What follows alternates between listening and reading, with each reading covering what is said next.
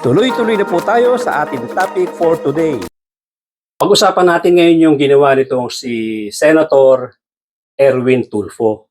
Yung kanyang pagsopla dito sa ginawa ni Robin Padilla na pag-take advantage dito sa kaluwagan nitong si Senator Chis Escudero bilang presiding officer nitong Senate Impeachment Court. At ginawa na rin yan ni Alan Peter Cayetano nung nakaraang trial, no? Na ang haba-haba nung kanilang mga kwento, pang personal. Pati itong si Pia Cayetano, yung kanilang mga personal na problema tungkol nga dito sa mga parating nilang kaso. Problema niya, yung kasagutan niya sa Senator Ping Lacson at yung tungkol sa mga ginagawang investigasyon ng NBI. So, nag-take advantage sila na nagsalita dyan sa Senado bilang impeachment court, hindi naman talaga dapat. Dapat yan ginagawa sa plenary kung meron silang concern.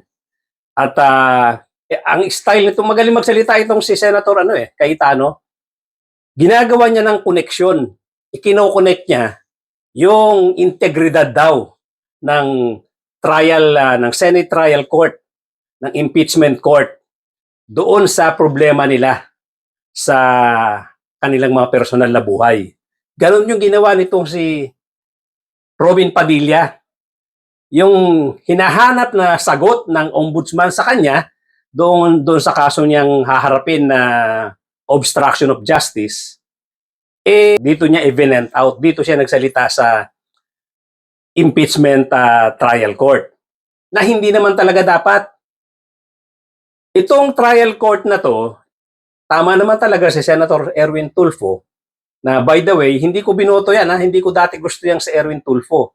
Ngayon, lumalabas na itong ganitong klaseng senador ang kailangan natin. Yung pagka may gustong sabihin, diretso, sinasabi niya. At itong si Senator Robin Padilla, dinidare kita, Robin Padilla. Nung itong si Kiko Pangilinan, ang nakabanggaan mo dyan, napagtaasan ka lang ng konti ng boses, hindi naman diretsong ikaw ang pinagtaasan ng boses, nagpakita ka ng pagiging maton mo. Yung mga sinasabi mo na threatening. Binubuli mo si Kiko Pangilinan. Kitang-kita yan sa camera nung nag-uusap kayo na ayaw mo na wag mo akong hawakan. Sinasabi ko sa'yo, may paglalagyan ka. Parang ganun yung mga sinasabi mo. Buling-buli ka na alam mo itong si Kiko Pangilinan ay hindi papatol sa'yo at hindi pala away. Ngayon, tingnan ko yung tapang mo ngayon dito sa pagsopla sa'yo ni Senator Erwin Tulfo. Bakit hindi pinalagan? Ipakita mo yung pagiging maton mo. Robin Padilla, tapang-tapangan ka lang doon sa mga tingin mo ay hindi kakasa. Doon sa mga ayaw ng away. Ngayon, yung pambubuli mo, gawin mo rito kay Senator Erwin Tulfo. Gawin mo. Bakit tumahimik ka nung nagsalita itong si Erwin Tulfo? At ang lakas ng boses. Bakit hindi ka pumalag? Bakit hindi mo sinabi bakit mo pinagtataasan ng boses? Namimili ka ng kumbaga sa sabong, namamalahibo ka. Pumapalag ka lang doon sa mga tingin mo ay hindi rin papalag. Doon sa mga hindi makikipag-away sa'yo. Etong si Erwin Tulfo, mukhang kakasa sa'yo, tumahimik ka. Nais ko lamang pong basahin ng napakaigsing manifestasyon po. The gentleman may proceed with his manifestation. Maraming salamat po. Dito pong nakaraang linggo, lumabas po sa mga balita na may aligasyon na ako daw po ay hindi sumusunod sa batas. Ito po ay nakalulungkot para sa isang senador, sa isang senator judge, ang masabihan na hindi sumusunod sa batas. Samantalang nung tayo po ay merong mahal na saksi dito, pinaalala po natin sa kanya na harapin ang batas. Noong nakaraang linggo, ang atin pong kaibigan na ombudsman, ang sinabi po ng mahal na ombudsman na ako daw po ay hindi sumunod sa kanilang pasabi na mag-file ng aking counter affidavit. Nakakalungkot po ito sapagkat hindi po ito totoo. inaamin ko po sa inyo, kung ICC lang, hindi po talaga ako susunod. Hindi ako magpapasakop sa ICC. Pero dahil ginagalang ko po ang ombudsman, dahil siya po ay aking kaibigan na itinuturing, dahil nagkaroon na po kami ng napakahabang kwentuhan sa aking opisina nung siya po ay kalihim ng hustisya, nag-file po kami. Ito po, hawak ko po ang original. Dahil sa akin po, importante ang original. Ito po ang original, nakalagay po dito. Nag-file ako. Nakalulungkot po na pati ang media ay nakikisama sa ganitong klasing propaganda na ang isang senador ay hindi sumusunod sa batas. Isang senator judge. Ito po, maaari ko po kayong bigyan ng kopya, mga mahal kong kasama, para mapatunayan na hindi ko po kayo ilalagay sa kahihiyan. Ako po ay nag-submit ng aking counter affidavit.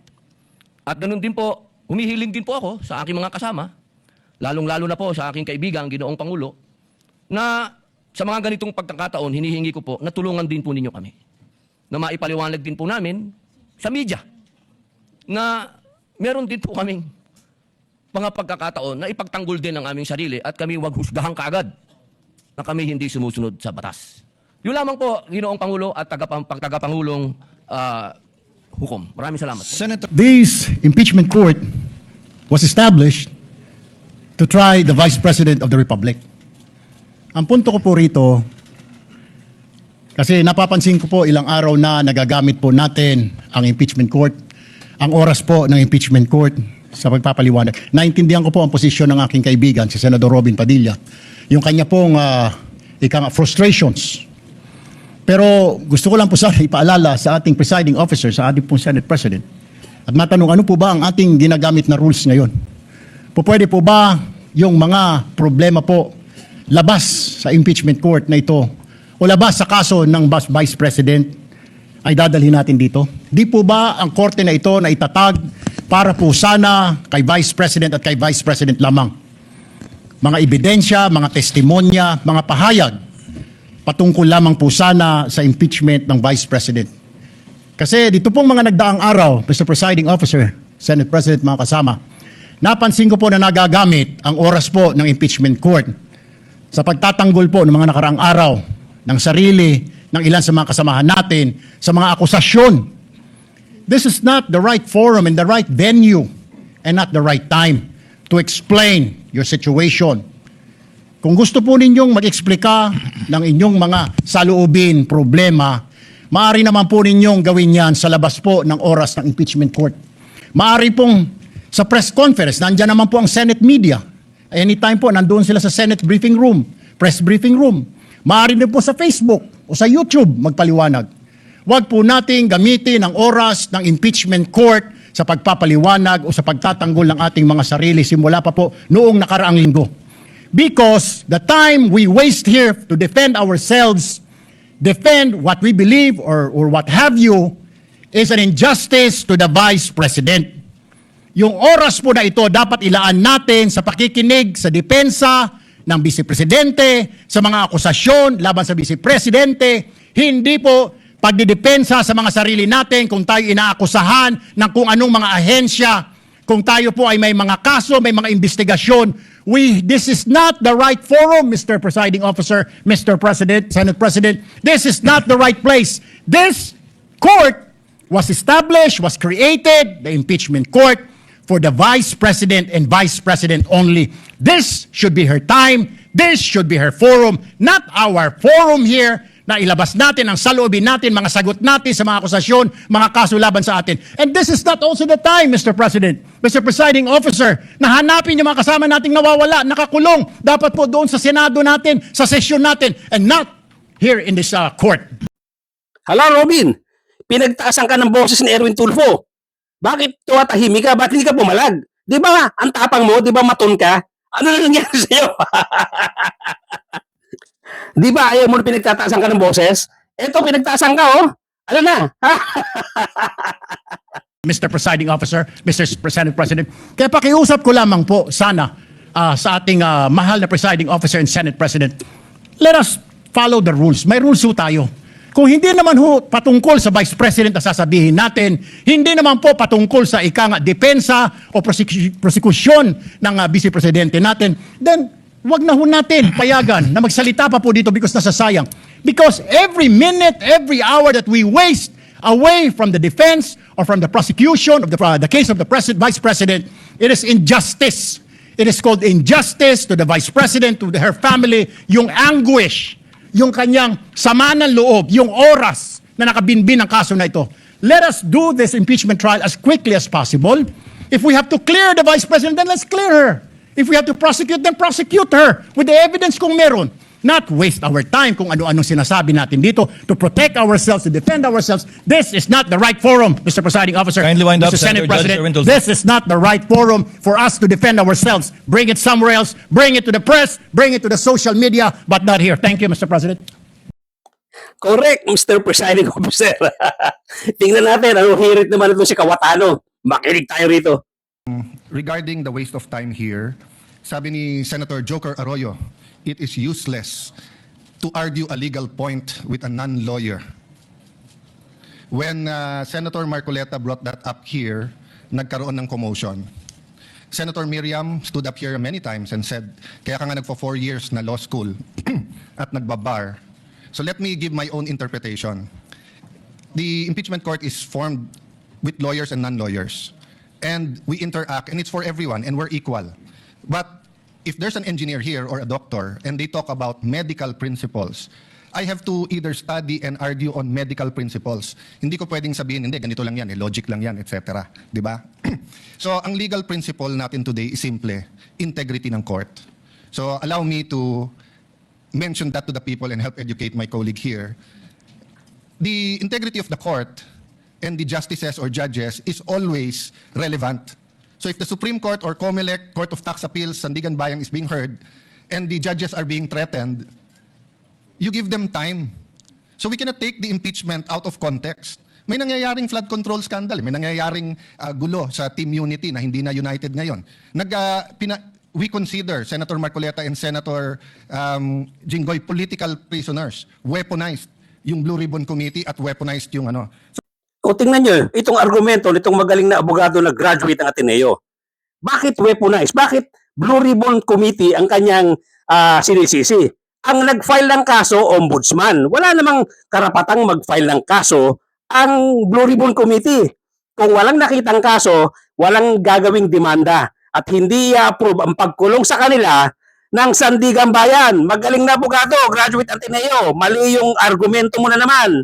So Mr. President, hindi tama na sabihin na I wasn't, after we brought up the problem with NBI, they doubled down, naggumawa pa ng task force. I mentioned 2 colleagues sa SALN, I didn't accuse them. Sabi ko lang, just like Vice President Sara, just because tumaas ang SALN, can we already ask for the BIR, for the AMLA and the bank accounts? So sabi ko, yan ang i-discuss namin sa Monday. Nag-react na, nag-accuse. I did not take up your accusations here today. Si Secretary Vince Dizon, 3 beses na nag-verify sa Taguig. Sinabi na 3 beses na walang ghost. Ngayon, i-verify ulit. I wasn't going to bring that up, but Nakita nyo, naisingit pa rin. Yun talaga gusto niya sabihin dyan, yung tungkol sa problema sa Taguig. Yung iniimbestigahan ng NBI, iniimbestigahan itong si Senator Lacson. Yun talaga gusto niya sabihin dyan, kaya lang, naunahan na siya ni Senator Erwin Tulfo. Kaya ngayon, nahiya na siyang banggitin. Pero isiningit niya pa rin. i-question ninyo si Senator Padilla. It was all over the news na hindi niya inintindi or he snubbed the ombudsman. I was going to stand up before Senator Erwin stood up just to say, may registered mail. So nung una pa lang, 5 minutes si Senator Tulfo. So I'll take the 5 minutes also if you don't mind. The gentleman may proceed and Yes. kindly be mindful of the time. Yes, I will now. So I'm just saying, Senator Padilla just stood up to say, sumusunod siya sa batas. Tapos, kaya humaba to dahil nga, hindi importante ata dito yung integrity ng judge. Lastly, kaya sinabi kong it's useless to argue a legal point. Ilang beses ko na narinig dito. It's our job to clear or prosecute the Vice President. Hindi po. It's our job to try and to decide. It's the prosecution's job to try to prosecute, and it's the defense job to convince us na wala. Our job is to try and to decide. And when you decide, you acquit or you convict. Why is that important? These are legal terms. Hindi pwedeng yung nanonood na law student ngayon sasabihin, trabaho pala ng judge to clear or to prosecute. Thank you, Mr. Presiding Officer, Mr. Senate President. Yeah, thank you, Mr. President, the presiding officer. I do not have 4 years of law, but I have 29 years of lawmaking. And I move that the manifestations of that we have heard be referred to the Senate proper. Boom! Sa pool na naman yung Ateneo graduate na abogado na nagyayabang sa pool na naman kay Senator Tito Soto. Pag mali talaga pinaninindigan mo, lahat ng lalabas sa bibig mo, puro kamalian na. Tama itong si Senator Erwin Tulfo. Huwag niyong gamitin itong trial court, itong Senate impeachment court, diyan sa mga problema niyong personal. Kapareho ng ginawa nitong si Alan Peter Cayetano. Ang dami niyong pinagsasabi diyan na hindi related diyan sa kaso sa impeachment case ni Sara Duterte. Magaling lang nga ito si magtahi-tahi ng kwento itong si Alan Peter Cayetano. Ikino-connect niya doon daw sa integridad ng impeachment court.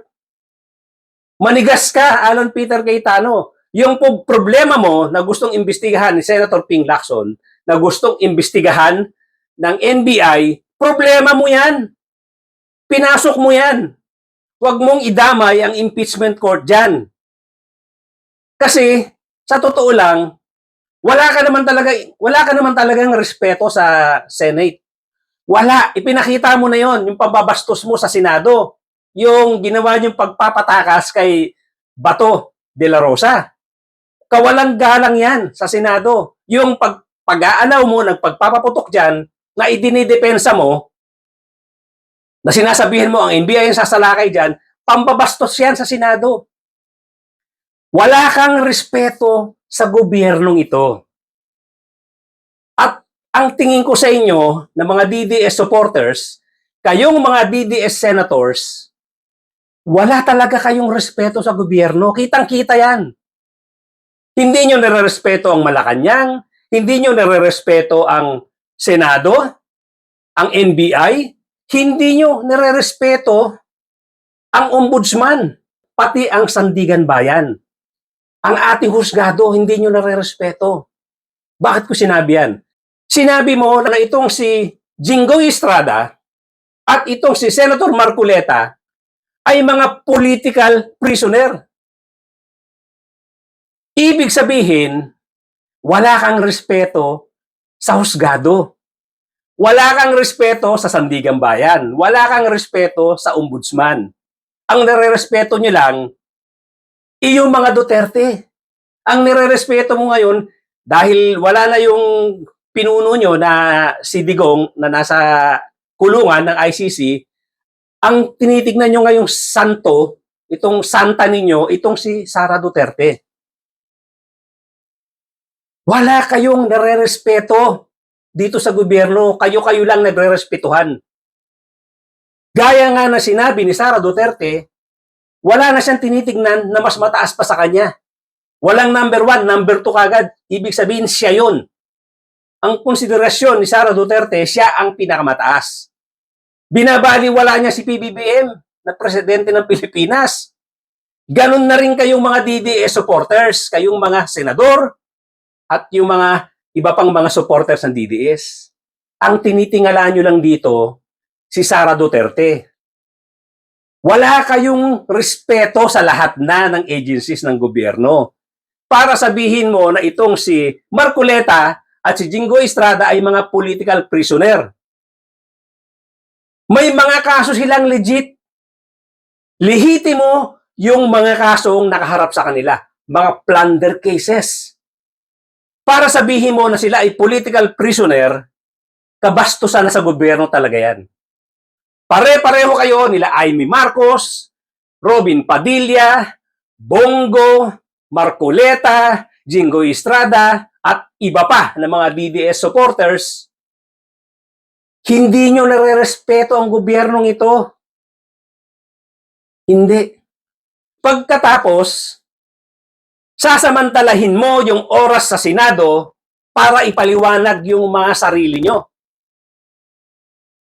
Pagkatapos mong ipakita na wala kang respeto sa gobyernong ito, isisingit mo yung mga personal na problema ninyo para i-ventilate mo, para ikwento mo diyan sa Senado na hindi mo nire-respeto Alan Peter Cayetano. Ang sasama ng mga ugali nyo, matapos nyo ipakita na hindi nyo nirespeto ang gobyernong ito, gagawa nyo ng paraan, maisingit nyo yung mga gusto nyo sabihin diyan sa Senado na una mong binastos nung kayo ay mag-alaw dyan ng pagpapaputok ng baril. Kabastusan yan, Alan Peter Cayetano. Itong gobyerno na hindi nyo nare-respeto, ginagamit nyo rin sa mga propaganda nyo. Propaganda yan eh. Yung mga pinagsasasabi nyo dyan sa Senado na pilit mo ikinukonek sa image doon sa credibility ng Senado. Walang pakialam ang Senado sa credibility ninyo. Kaso ninyo na dapat harapin, hindi kredibilidad ng Senado ang nakataya dyan. Hindi kredibilidad ng mga senator judges. Ang may problema dyan, Alan Peter, makinig kang mabuti, ang may problema dyan, ikaw mismo. Ang may problema dyan, itong si Robin Padilla, itong si Bongo, itong si Bato de la Rosa, itong sila Amy Marcos at itong sila Loren Legarda. Itong magkapatid na Villar, lahat sila may problema sa credibility dahil sa kanilang mga parating na kaso. At ang iba dyan, tumatakbo na ang investigasyon. Ang iba dyan, katulad ni Robin Padilla at ikaw, Alan Peter Cayetano, meron ng mga investigasyong ginagawa dyan. Huwag mong idamay ang Senado sa credibility na sinasabi mo. Dahil hindi kagagawan ng Senado yung mga kasong haharapin ninyo. Kagagawan ninyo yan. Kayo-kayo ang may gawa ng kasong haharapin ninyo. Kaya wag mong piliting i-connect, na yung credibility nyo ay credibility ng senator judges ang nagkakaproblema. Walang pakialam in general. Walang pakialam ang Senate Impeachment Court. Walang pakialam ang iba. Ang ibang mga senator judges sa problema nyo. Credibility nyo yan. Yung mga pinoproblema nyong kaso, problema nyo yan. Hindi problema ng ibang senator judges. Kaya wag mong pilitin i-connect dyan. Sasabihin mo pa na useless makipagtalo tungkol sa batas, diyan sa mga non-lawyer. Eh dinabukulang ka ni Tito Soto. Ha? Dahil si Senator Tito Soto hindi nga nag-aral. Wala siyang 4 years na pag-aaral sa batas, pero meron siya 29 years sa paggagawa ng batas. At para i-remind kita, Alan Peter Cayetano, diyan sa sinasabi mong useless makipag-argue tungkol sa batas sa mga non-lawyers, wala akong kabilib-bilib dyan. Narinig ko na yan kay Senator Marcoleta. At nakita mo naman kung gaano kagaling itong pinagmamalaki mong si Senator Marcoleta. Sa sobrang galing sa batas, nilaglag ang sarili niya. Plunder ang kaso niya dahil sa kagalingan niya. Genius! Isipin mo, siya lang ang nakagawa niyan. Yung galing niya sa batas, ipinakulong niya ang sarili niya. At ikaw rin na sobrang yabang, nagmamalaki, pati itong kapatid mong UP graduate, ikaw naman ay Ateneo graduate, sa sobrang galing mo rin, malamang-lamang, sa sobrang galing mo, makukulong ka rin. Ipakukulong mo rin ang sarili mo sa sobrang galing mo sa batas. Okay? Yan muna ang ating vlog for today. Hindi ko matitiis hindi magkomento dito sa mga pinagsasasabi nitong si Cayetano. Parating na ang kaso mo. Pero sinasabi ko sa iyo, huwag niyong samantalahin, huwag niyong gamitin itong Senate Impeachment Court sa mga problema niyo. Uulitin ko, yung credibility na sinasabi mo na nakataya ang Senado, hindi. Ang kredibilidad ninyo Mga personal ninyo ang nakataya dyan. Ang may gawa niyan, kayo-kayo rin. Walang pakialam dito yung ibang senador na walang kaso. So, hindi nakataya rito ang credibility ng impeachment trial court at ng impeachment senator judges. Wala silang pakialam sa inyo.